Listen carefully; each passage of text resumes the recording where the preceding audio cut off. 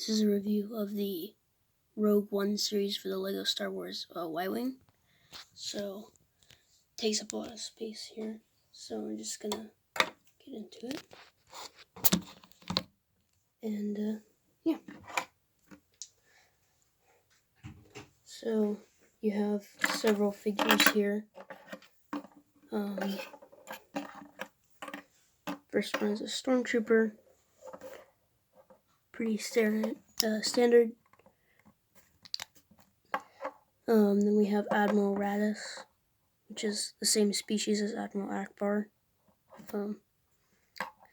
Looks pretty good, has the dark blue for the vest, and the darker skin than Admiral Akbar, but it comes with a pistol. And then we have Moroff. I don't know how you say his name, but that's probably it. He has like this pack. He's kind of a Yeti thing. Has a unique head mold. Then there's a gap in the back for the pack to be able to fit.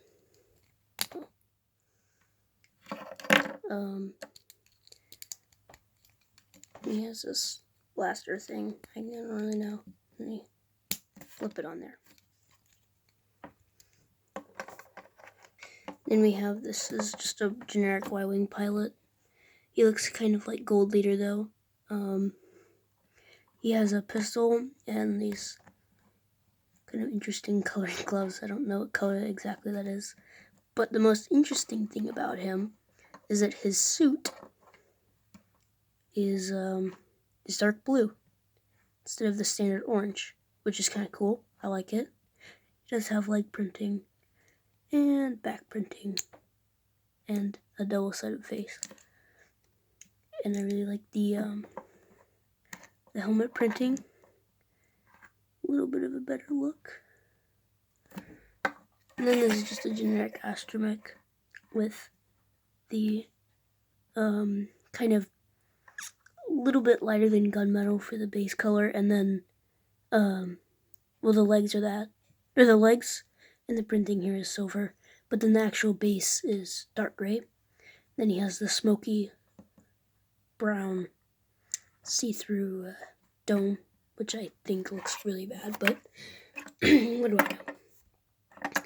Then we have ourselves the greatest thing ever, main feature of the build, the cart. So as you can see, there is the wrench here, which just clips on there, and then you have here this part kind of attached, I guess. See, the underside there is sliders. So this clips on and off on the back here. And there's this sticker. And then this is a printed panel here and a chair for a minifigure. The other side does not have another clip. It's just this vent thing. So then you have lights on the front and this clip thing, because on this thing you have 2 missiles for the spring launcher and 2 of the bombs that can be dropped from the Y-Wing that I'll show later, which look like this. And then this can just hang on there, but it's gonna hit the ground unless you go like that, and then it barely won't hit the ground. So I don't like that, but again, what do I know? Yeah. So that clips on and then just nicely sits on there. So yeah. Now we can actually get onto the Y-Wing.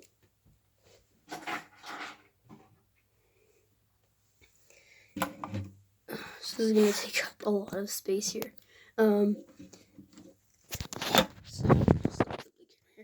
You have the 2 blasters in the front as standard per Y-Wing. This rotates 360 degrees, but you have to turn it to be able to open the canopy, where you can see there is a, kind of see, I guess.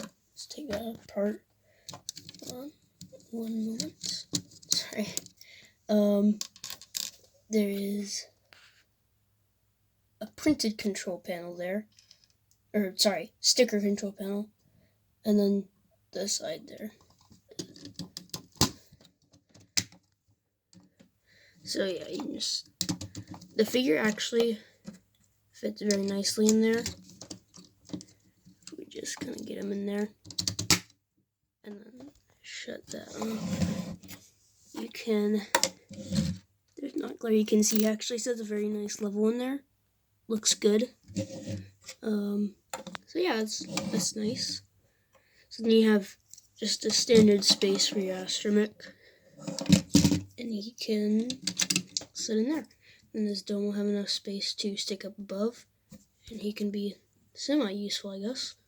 Moving on to the back, there's some nice detailing here. Just kind of a little bit of a better look. These are stickers on all 4 of them. There's 2 of them for each side. And you have ice skate pieces actually that detail here. And then you can see that there's pink here. And then the design for this is actually super cool, the way they do that. So you have a 1x1 square tile here, and then a 1x1 stud there with a stud on top. It's not a tile.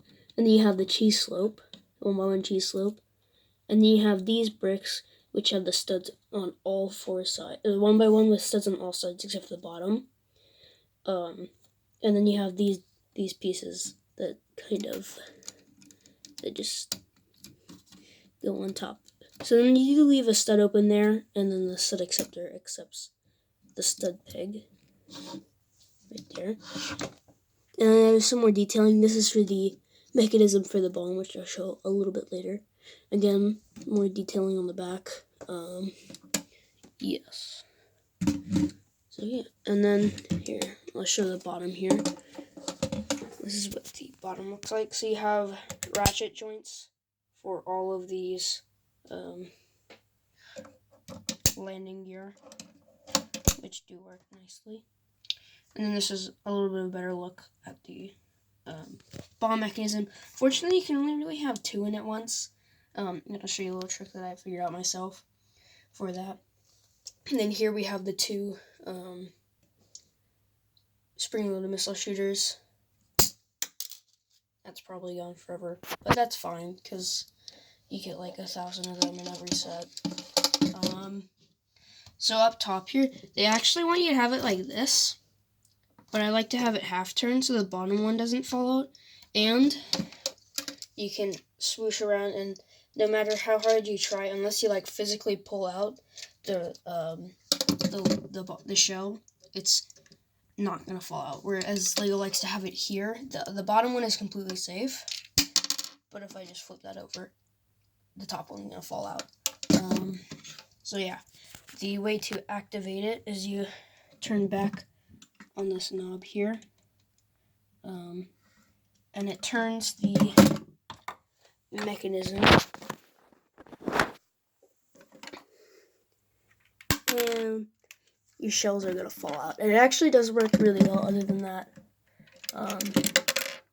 the slight flaw that I showed earlier. But again, half turn works perfectly fine.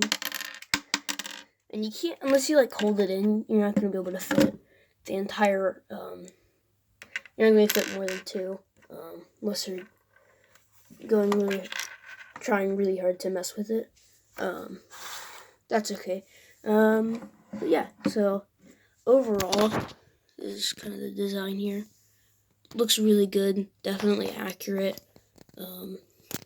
So yeah, this was from 2016 or 18, I don't remember, for the Rogue One series. But it's a really nice set, and if you don't have it, you should get it if you have the money, because this is super cool. All the figures are great, the Wyland looks great, everything is fine, and the spring-loaded missile shooters, not super well hidden, but that's okay because they can be easily removed and modified with just a few extra pieces. So yeah, thank you for watching.